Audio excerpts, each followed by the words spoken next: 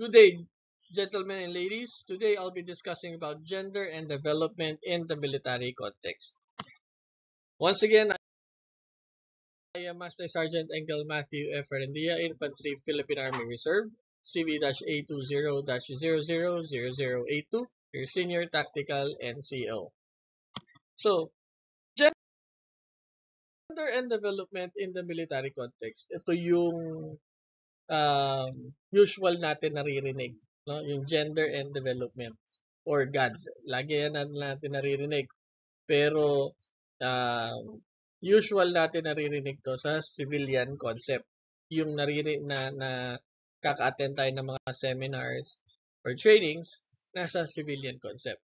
So ito naman, we'll be talking about this in the military context.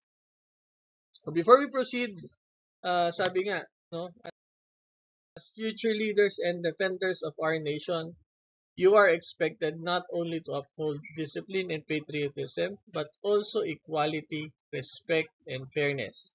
These are values that strengthen the armed forces and the communities we serve. So, yung equality, respect, and fairness pala, no, nakakatulong to para ma-strengthen yung armed forces. So, later on, as we go along our discussion, malalaman natin, we'll try to figure out how does this strengthen the armed forces and the community that the armed forces serve. Pero before we proceed, let's try to find out what is gender and development or GAD. We always hear it, but do we know what it is all about? So himayin natin. Dun muna tayo sa gender. Gender refers to the socially constructed roles, behaviors, and attributes that a society considers appropriate for men and women. So gender, ito yung male or female, men and women. No? Yung in between, hindi siya gender. Preference yun. No, magkaiba yun. So that would be out of our topic. But of course, we respect the preference ng bawat individual. So, but again, we are talking about gender and development. Hindi natin pinag-uusapan yung preference. So, let's not go to that. Development. Ano ba yung development? Development involves efforts to improve the quality of life and ensure equal opportunities for all citizens. So, yung development, sabi nga, yung development, ito yung um, step up mo, no? The better version of you. Once you learn something, you develop. Diba? It's like having gained something out of the knowledge that you attained. So, take for example, from elementary, nag-high school ka, no? So, yung development mo from elementary to high school is the maturity, no? In maturity. So, nung elementary, medyo, lalo na, nung grade 1, grade 2, no? May makikita tayong mga estudyante na ayaw maiiwan, ayaw magpapaiwan. However, pagdating naman sa high school, because we gain maturity, okay na kaya na natin mag-solo, papasok sa school. So, ito yung development. So, yung framework ni God or ni gender and development, if you put gender and development together, you get the framework of the gender and development. So, God framework is the integrated gender equality in policies, programs, and institutions to ensure both men and women benefit equally. So, yung framework pala niya, no, yung pinaka konsepto ng God, no, is equality, no, gender equality. Nagiging pantay ang gender, male and female, men and women, no, yung policies nito, yung programs, ito yung nagpapapantay sa kanya. So, as we go along, we'll try to get more information about it. So, sabi nga, of course, merong key principle na sinusunod yan. No? Kasi, gusto nga natin maging, kumbaga, in par ang men sa women at sa women sa men. So, ano ba yung key principle niyan? So the key principle is gender equality is not about making men and women the same.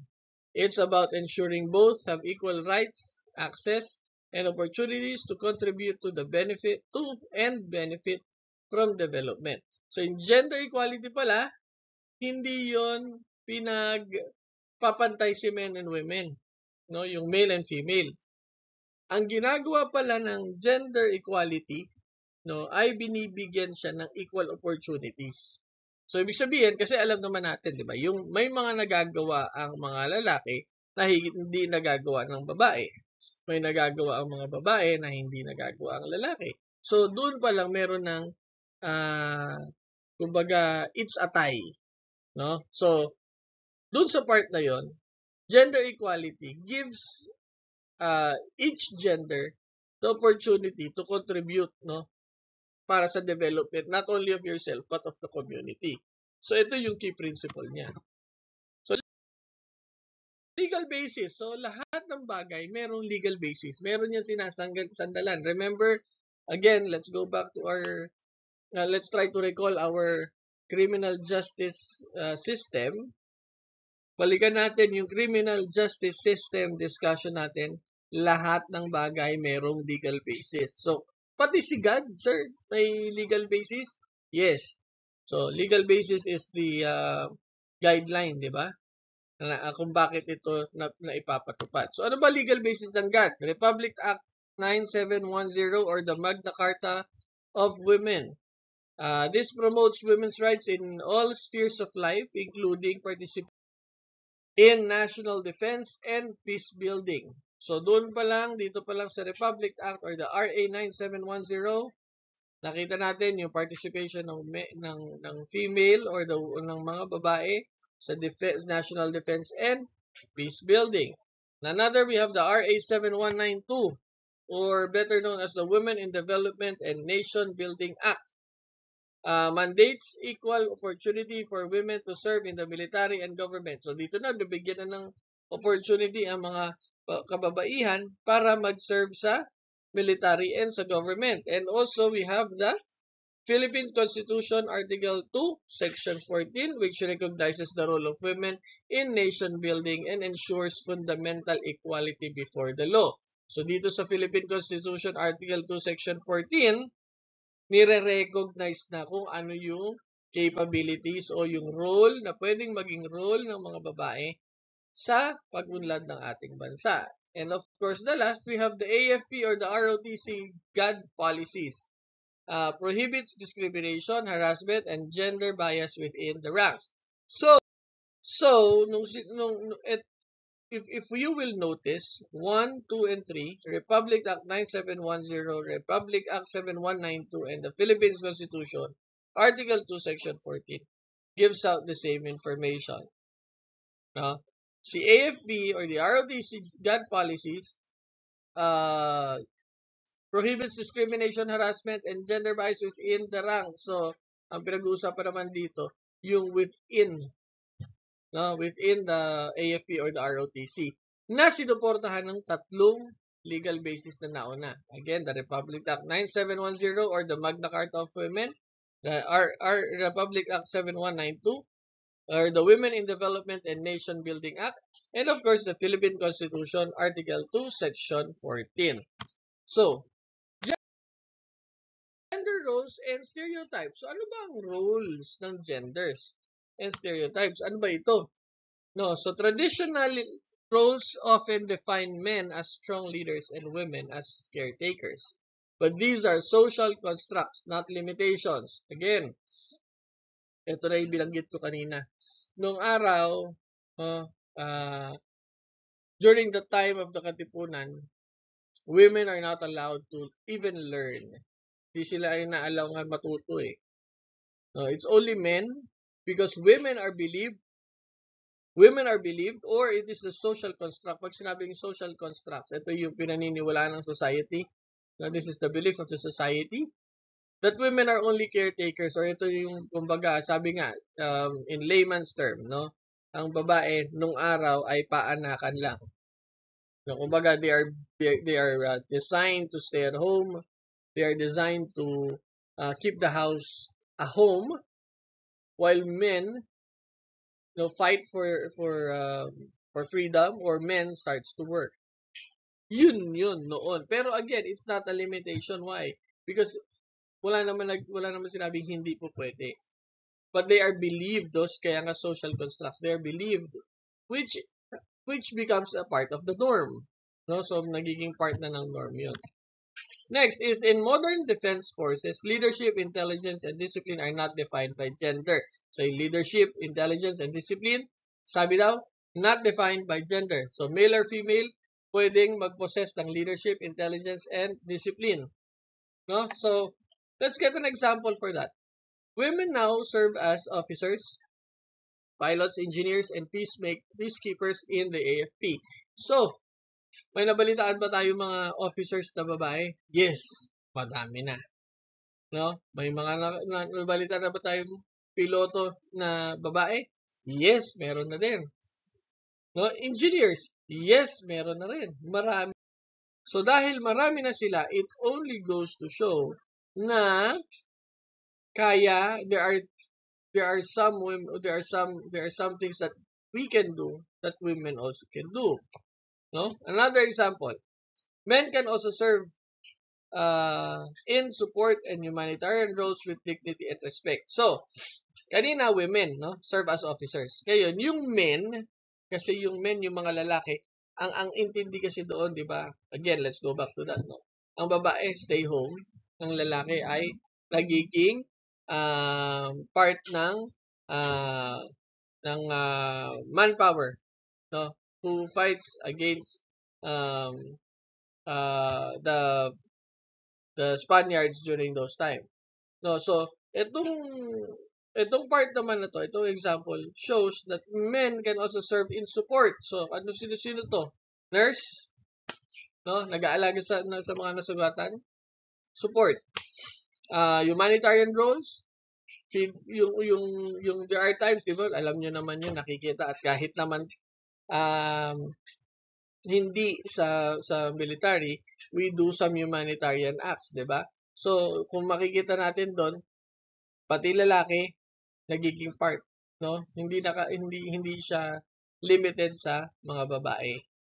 Right? Okay. So, meron bang issue sa ROTC in the military environment? Yes, meron po. Lahat 'yan merong issues. But of course, because again, we are sabi nga in the military, you will find the highest form of discipline, no? So, pero again, nagkaka-issue. Bakit? Hindi naman santo yan. Tao pa rin yan, nagkakamali. So, there are times that we don't notice. So, ano ba yung una? Gender-based harassment and discrimination, offensive jokes, unwanted remarks, or exclusion based on gender. So, minsan nagko-cross tayo ng line. Di natin alam na o-offend na natin. Yun pala babae. No? Yung kausap mo. So, dyan sa part na yan, no, it becomes an issue. Pero usually sasabihin, it was not meant, yung mga ganyan. No? Next is the unequal opportunities in leadership or tasks, assuming males are more capable in physical or command duties. Pero, alam natin, marami na rin, ulitin ko lang, marami na din pong opisyal na babae. However, again, pagdating sa loob ng kampo, there are times na we miss out that information. No? But we have to revisit that every now and then. Next is lack of gender sensitivity in communication or conduct, using derogatory language or failing to respect boundaries. So, yung derogatory language or yung respect for boundaries, itong part na to minsan hindi natin napapansin. No? Lalo na kung very close tayo dun sa opposite gender. So, minsan, hindi natin alam na a-offend na pala sila doon sa sinasabi natin na jokes or whatever, no, that is related to such. Okay? So, dahil dito sa mga issues na to, the AFP came up with the conduct for cadets. Ano ba yung mga conduct for cadets? Sabi nga, uphold respect at all times on and off duty. No? Uphold respect at all times on and off duty. Sabihin, whether you're wearing your uniform or not, you have to be at your best, no, at your best conduct. Why? Kasi meron tayong pangalan na patch, no? Kung anong branch of service at meron tayong apelido. So, yung branch of service, yung branch of service natin, ah, dapat proud yan dahil we uphold and respect at all times. Next, we have also use gender fair language. So, we have to find out. We have to, not find out. We have to watch out, no? Most of the times of how we speak, what we say. Again, when you say something, you cannot get it back. So, kung nasaktan mo siya, wala ka na magagawa doon. Pwede ka niya patawarin, however, nandun pa rin yung guhit na yon. So, let's use gender fair language. Observe professionalism and ethical standards, and of course, report any form of harassment through proper channels. So, kung mapapansin ninyo, 1, 2, and 3, saan siya nakafocus? Nakafocus siya in giving respect, no? Being professional, and, having ethical standards as well. So, lahat yan, hindi lang pangkadete. No? Pwede rin yan sa mga civilians. Actually, civilians, cadets, or regular, organic, or what have you, lahat yan, no? I think you have to uphold respect at all times. No? Hindi tayo magkakagwera niyan, hindi tayo magkakaroon ng disgustuhan. Why? Because if we uphold respect at all times, including and not limited to gender. So, lahat ng bagay, kailangan maging in good conduct tayo. Ano ba role ng ROTC cadets in promoting God? So, ang role natin sa ROTC is to be a model be a model of respect and equality. Treat all cadets with fairness and dignity. Hindi porket ikaw ay cadet, captain, cadet, major, cadet, colonel, cadet, general, kung ano ka pa man, you are above the basic cadets. No. Pantay-pantay po tayo. It's just that, syempre, tinuturuan ng mga cadet officers yung mga basic. No? They have the privilege of making you follow. No? But it doesn't necessarily mean na hindi na kayo nire-respeto. Nire-respeto naman kayo. Of course. No? Support inclusive leadership. Encourage both male and female cadets to lead and excel. So, of course, leadership is, sabi nga, is gained. It's not, it is, you learn about leadership as you go along your life, no? As well as management. No? So, the ROTC should support, no, in this inclusive leadership. Okay? So, we are a model of respect. We support leadership, and of course, we promote awareness. Participate in God activities, seminars, and advocacy. So, ibig sabihin, kung meron kayong nakitang God seminar or God na ganito, well, since nakapag-take na kayo, pwede nyo naman i-offer yan sa iba. No, it is best that we share what we have, not only physically, but also mentally. So, isa ito sa mga makakatulong sa mga kapwa natin and sa atin. At para sila ay naging watchful sa kanilang mga ginagawa. And of course, be change agents. Challenge stereotypes and discriminatory practices. Medyo mahirap tong part na to, but it is nice that we could share this. However, we have to be very careful in being the change agents. We can be that without offending others, lalo na yung mga mapapride, kung online. I mean, sorry, not online. Kung ito ay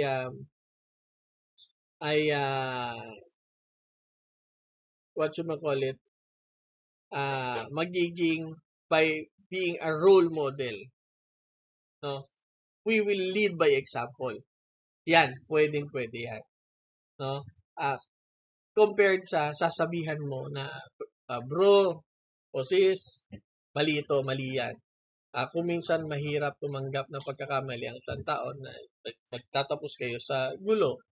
So if you know, or if you've witnessed something which is not really right that's going on, then show them how it is done, no?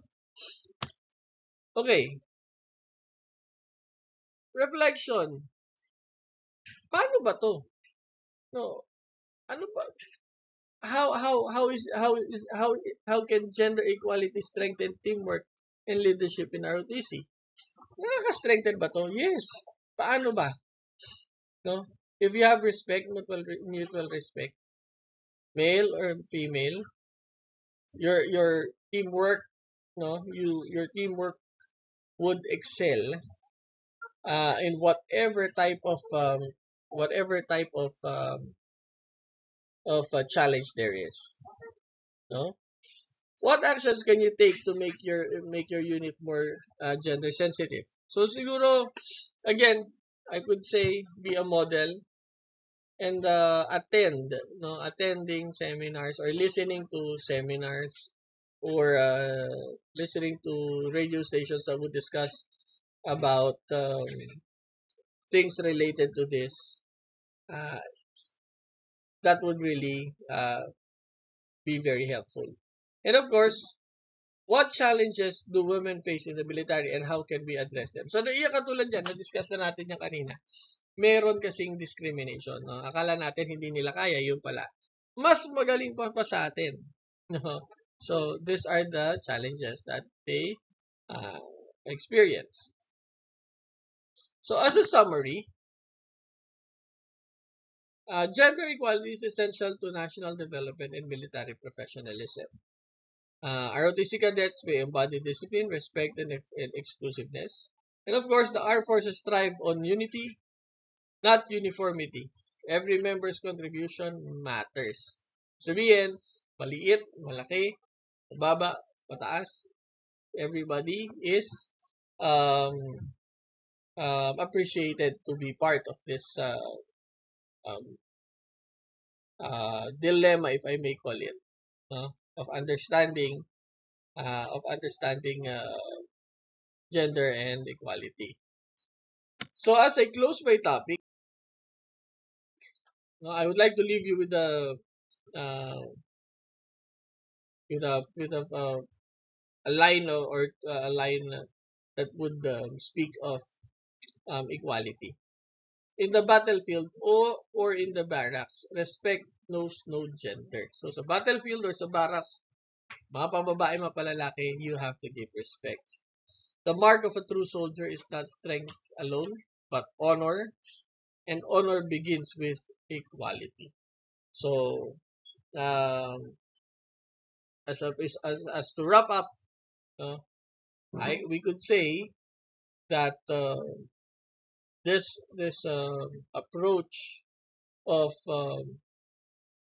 being respectful, regardless of ano man, kung sino man ang kaharap mo, it would make us stronger as a country because we will be united. All right. So, thank you for your time.